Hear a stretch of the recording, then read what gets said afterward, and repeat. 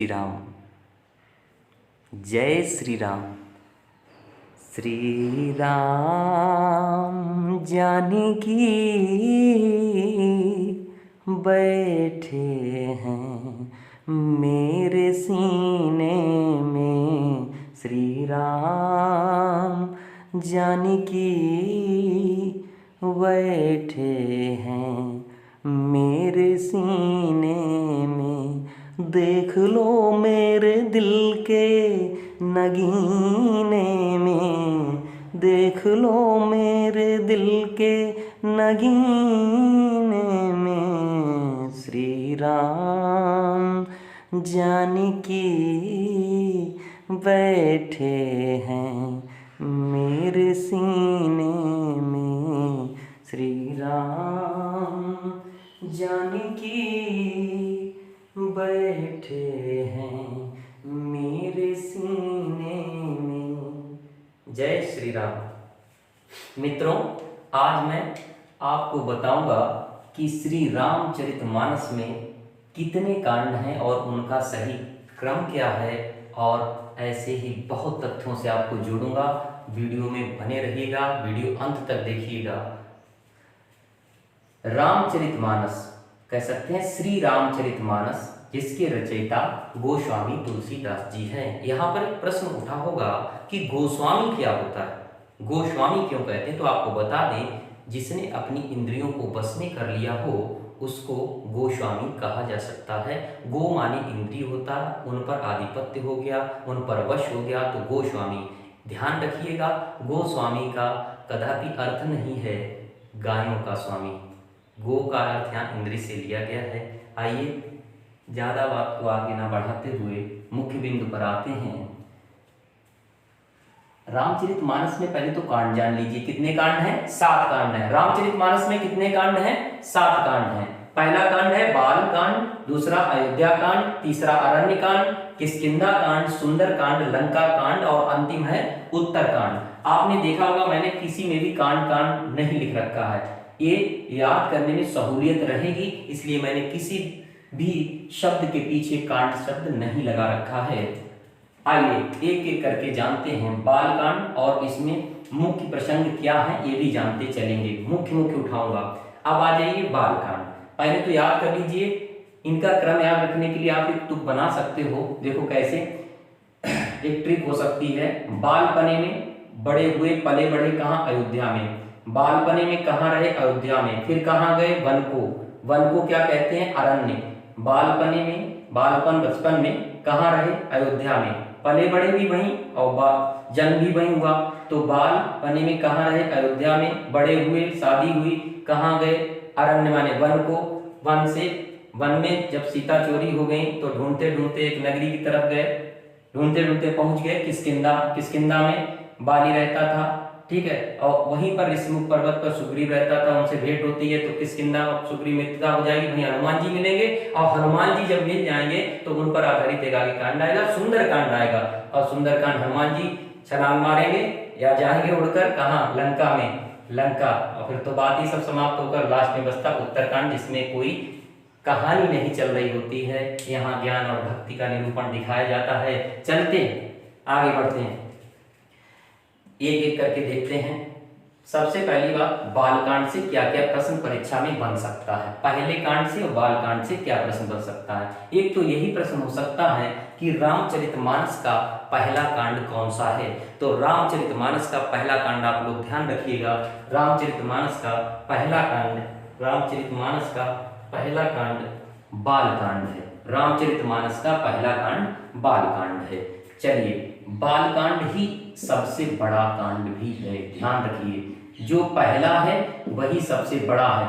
Notebook और pen लेकर बैठे आप लोग। जो कांड पहला है वही सबसे बड़ा है। रामचरितमानस का पहला कांड, प्रथम कांड बालकांड। ध्यान रखिए, जितनी बार मैं बोल रहा हूं कांड, इनको गोस्वामी तुलसीदास जी सोपान कहा करते थे। कांड को क्या बोलते थे? सोपान। अब कई भक्त लोग, कई विद्वान लोग सोपान शब्द यूज करते रहते हैं, लेकिन क्या उन्हें अर्थ पता रहता है? सोपान शब्द जो मुख से निकाले, मैं अपने तरीके से समझा रहा हूं, शब्द जो भी मुख से निकाले उसका अर्थ पता होना चाहिए। चलिए, सोपान। सोपान का अर्थ सीढ़ी से होता है, सीढ़ी या जीना। सीढ़ी या जीना या मुक्ति का मार्ग जो है उसके लिए आध्यात्मिक रूप से सोपान का अर्थ ये लिया था, मुक्ति की तरफ बढ़ना। तो सीढ़ी या जीना के जरिए, ठीक है, तो सोपान शब्द लगाया जाता है। ठीक है, तो सीढ़ी या जीना इसका अर्थ होता है सोपान का। आइए सबसे पहले बालकांड, पहला कांड और सबसे बड़ा कांड, और इसमें प्रसंग क्या है, क्या है इसमें, तो मेन बिंदु हम ले रहे हैं। मुख्य बिंदु ये है कि इसी में राम का जन्म है और विवाह तक है, राम जन्म से लेकर विवाह तक है तो पहले से भी कुछ बिंदु हैं, लेकिन मैं मुख्य बिंदु बता रहा हूं कि मुख्य बिंदु ले रहा हूं। तो राम जन्म की बात कही जाए तो किस कांड में है, राम जन्म किसमें है, बालकांड में। राम का विवाह किसमें हो जाता है, बालकांड में। ध्यान रखें, राम विवाह अयोध्या कांड में नहीं है, राम विवाह बालकांड में ही हो जाता है। राम विवाह बालकांड में है, ये अयोध्या कांड का दृश्य नहीं है, अयोध्या कांड का प्रसंग नहीं है। आप समझ जाइए बालकांड किसमें है, बालकांड में क्या है, बालकांड में जन्म है राम का और विवाह। दूसरा कांड आता है अयोध्या कांड। क्या आता है, अयोध्या कांड। अब अयोध्या कांड में क्या क्या है, अयोध्या कांड में राम का वनगमन। अब आप समझ ही गए होंगे कि दशरथ के संवाद सब होकर ही तो वनगमन हुआ होगा। तो मैंने कहा मैं मुख्य बिंदु ले रहा हूं, तो अयोध्या कांड में राम का वनगमन होता है। अब यहां पर कंफ्यूजन क्या होगी बालक को, वो कहेगा अरण्य माने सर वन होता है, तो जो वनगमन हुआ होगा तो वो अरण्य में हुआ होगा। ये वन के दृश्य दिखाए जाते हैं, वन के प्रसंग दिखाए जाएंगे, वो बात अलग है, लेकिन वन के लिए निकले किसमें, निकल किसमें दिए, तो ध्यान रखिए अयोध्या कांड में ही राम वन को निकल दिए थे। तो अयोध्या कांड में एक तो हो गया राम वनगमन, दूसरा हो गया राम भरत मिलाप, और राम भरत मिलाप से भी पहले इसमें दशरथ मरण हो चुका होता है, दशरथ मरण। तो इसमें ध्यान रखिए अयोध्या कांड में क्या क्या है, राम वनगमन, दशरथ मरण और भरत मिलाप। फिर से बोलें, राम वनगमन, दशरथ मरण और राम भरत मिलाप। ठीक है, जैसे कि केवट संवाद और भरत जी का वापस आना, सब इसी में अयोध्या कांड में। अब आ जाओ अरण्य कांड में।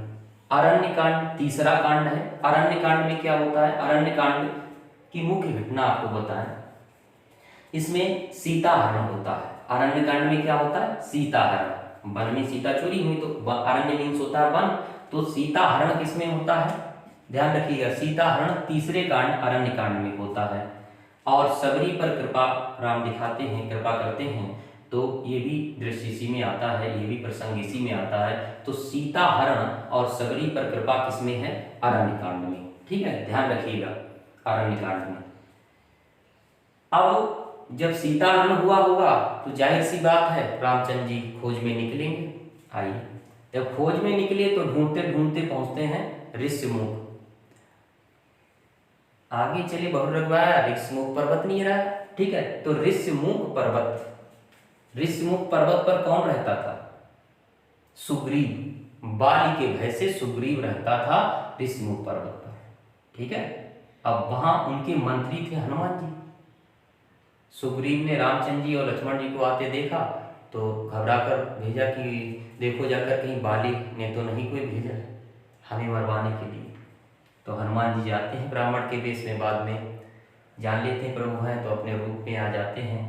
यहीं पर इसी कांड में राम सुग्रीव मित्रता होती है और बाली का वध होता है। ध्यान रखिए चौथा कांड है किष्किंधा कांड। नोट करें किष्किंधा कांड में क्या क्या होता है, लिखते जाएं। राम हनुमान भेंट होती है, राम सुग्रीव मित्रता, बाली वध, हनुमान जामवन संवाद। चलिए फिर से सुने, राम हनुमान की भेंट होती है, मिलते जाकर। ठीक है, बाद में वो अपने रूप में आ जाते हैं कि हनुमान जी हैं। फिर राम सुग्रीव मित्रता दिखाई जाती है, ये लोग मित्र बन जाते हैं। फिर बाद में बाली वध होता है और हनुमान जामवन संवाद क्या है ये आप जानिएगा।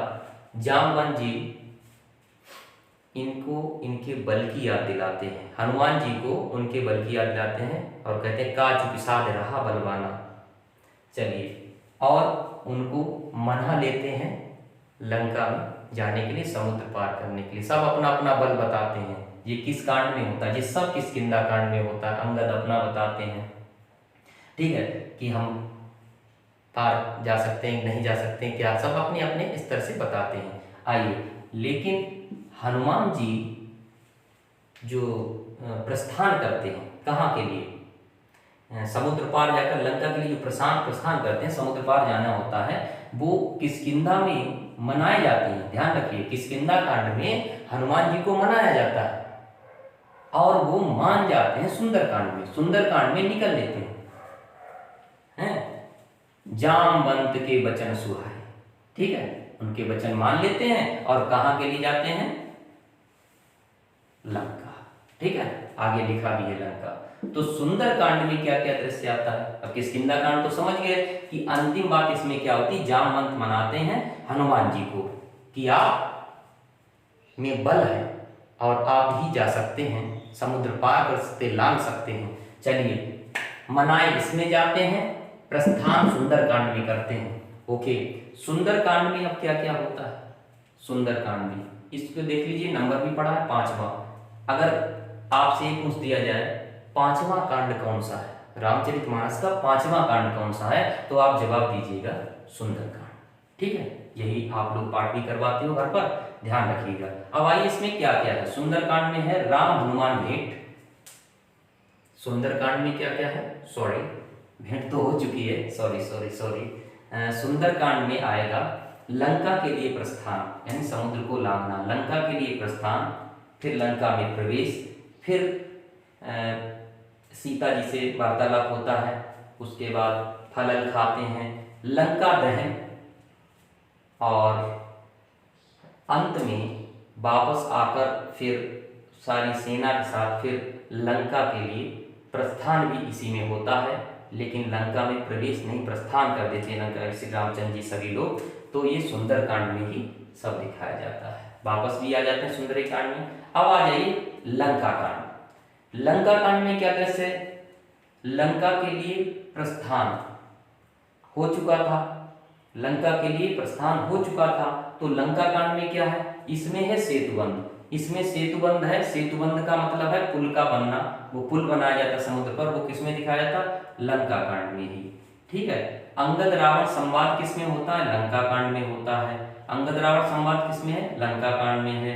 राम रावण युद्ध किसमें है? लंका कांड में है। राम रावण युद्ध किसमें है? लंका कांड में ही। क्या, कौन सा युद्ध है? राम रावण युद्ध है। और सीता माँ की अग्नि परीक्षा भी लंका कांड में ही हो जाती है। सीता माँ की अग्नि परीक्षा किस कांड में है? सीता माँ की अग्नि परीक्षा किस कांड में है? लंका कांड में है अग्नि परीक्षा। और फिर अवध के लिए प्रस्थान, अवध के लिए प्रस्थान भी लंका कांड में ही है। अवध के लिए प्रस्थान किसमें है? लंका कांड में है। ध्यान रखिए, अयोध्या के लिए किसमें निकल देते हैं? लंका कांड में, उत्तर कांड में नहीं, प्रस्थान इसी में कर देते हैं, ठीक है। अब आप समझ लीजिए, हाँ, और उत्तरकांड में इसके बाद आपका आता है उत्तरकांड। और उत्तरकांड में आपको मालूम है कि राम का राज्याभिषेक होता है, भरत जी इनसे मिलते आके हैं और राम जी का राज्याभिषेक होगा और भक्ति और ज्ञान निरूपण होगा। भक्ति ज्ञान निरूपण यानी ज्ञान की सारी बातें जिस कांड में है उसे कहते हैं उत्तरकांड। याद रखने की एक ट्रिक भी याद रहेगी, उत्तर में उत्तर मानी होता बाद, तो सबसे बाद में है वही उत्तरकांड है, ऐसे भी ध्यान रहेगा। और ध्यान रखें, बालकांड पहला कांड है, प्रथम कांड बालकांड है, अंतिम कांड उत्तरकांड है, ठीक है। प्रथम कांड बालकांड है, अंतिम कांड उत्तरकांड है। अब मेरी बात को फिर से सुने, ये क्या लिख रखा है? चरण, जंघा, उदर, हृदय, कंठ, मुख, मस्तक। प्रत्येक कांड भगवान के एक अंग को दर्शाता है। देखिए जरा क्रम से देखें। बाल कांड भगवान के चरण को दर्शाता है, अयोध्या कांड को माना गया है जंघा, अरण्य कांड को माना गया है उदर, उदर माने पेट होता है, ठीक है। तो भगवान का चरण किस कांड को माना गया? ये हमारे वेद पाठी और जितने भी पाठक हैं ये आप किसी भी ग्रंथ के पाठक को वो ध्यान से सुने, या कथावाचक हैं वो इस प्रसंग को जोड़ सकते हैं अपने कथानक में। आइए तो बताइए, चरण बालकांड को भगवान का कौन सा अंग माना गया है? चरण। अयोध्या कांड को भगवान का कौन सा अंग माना गया है? जंघा। इसी क्रम में अरण्य कांड को क्या माना गया? उदर यानी पेट। ओके। किष्किंधा कांड को भगवान का हृदय। आप देख भी सकते हो कितना प्रेम दिखाते हैं सुग्रीव के प्रति, तो ये हृदय। आइए, सुंदर कांड को कंठ माना गया, भगवान का कंठ किस कांड को माना गया? सुंदर कांड को माना गया है। और अगला है लंका कांड, इसमें लंका कांड को भगवान का मुख माना गया, यानी लंका कांड में भगवान का मुख है। ठीक है, अब आ जाइए उत्तर कांड। अब आप देख रहे थे चरण से शुरू हुए तो अंतिम है उत्तर कांड, तो अंत में सबसे ऊपर आ गया मस्तक। तो जो अंतिम कांड उत्तर कांड है वो द्योतक है या परिचायक है या निरूपण है या कह लो कि रूप है। ठीक है, किसका? भगवान के मस्तक का। उत्तर कांड भगवान का मस्तक है और प्रथम कांड भगवान का चरण है। ठीक है, उम्मीद करते हैं कि आप लोगों को अच्छे से समझ में आया होगा। एक रिक्वेस्ट है आपसे, यदि आपको मेरे वीडियोज अच्छे लग रहे हैं तो हमारे चैनल को सब्सक्राइब कर लें और अपने मित्रों को ये वीडियो भेजें। ठीक है, उनसे भी कहें कि इसे सब्सक्राइब करें। बोलो जय श्री राम। जय श्री